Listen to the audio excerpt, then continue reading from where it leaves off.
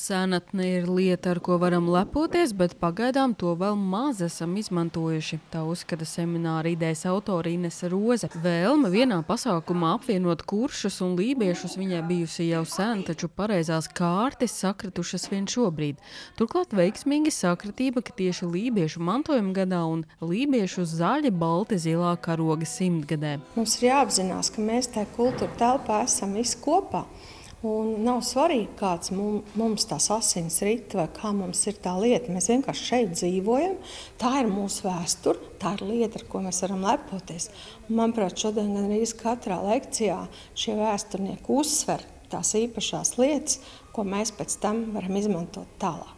Semināram esot necerēta liela atsaucība. Pieteikušies vairāk nekā 70 dalībnieku no Talsu novada, Tukuma, Kuldīgas, Lapmežciema, Vēncpils un citām vietām. Publika ļoti dažāda, sākot no jauniešiem līdz pat doktoriem. Skatījos visu laiku, ir kāds, kas pieraksta, kāds kaut kur diktafonā kaut ko ieraksta, kāds fotografē. Tātad viņi grib saglabāt šo informāciju sev tālāk, lai izmantotu.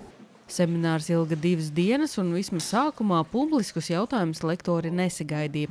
Viņi pieļauj, ka klausītāji baidījās kļūdīties, taču pēc lekcijām individuāli jautājumu bijis daudz. Interesējas vairāk par savu pagasta jau atradumiem, kas ir arheoloģiskajā materiālā, vai tur ir kaut kas interesants atrasts. Un, lielākoties jau var atbildēt, jo Kurzeme tajā laikā ir ļoti bagāta ar šiem senajiem ieročiem un bruņojumiem. Lektori atzīst, ka arī viņiem pašiem kolēģu stāstījumos klausīties ir ļoti interesanti. Mēs katrs esam atšķirīgi runātāji un katram ir savas zinātniskās intereses, bet es katrā referātā dzirdēju ko jaunu. Manuprāt, ka šis ir tāds pirmais mēģinājums. Varētu teikt, ka mēs atkal, esot Talsu novadā arī lielai lībiešu teritorijai, ka mēs varam šo lietu aktualizēt un veidot varbūt tādu savdabīgu turismu produktu.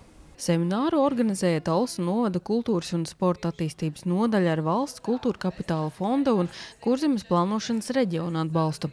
Organizatoriem jau esot idejas turpinājumam un iespējams nākotnē nodarbību cikls varētu notikt dažādās Talsu novada vietās. Sanita Liepiņa, Terēza Matesone, TV9 Pakalni.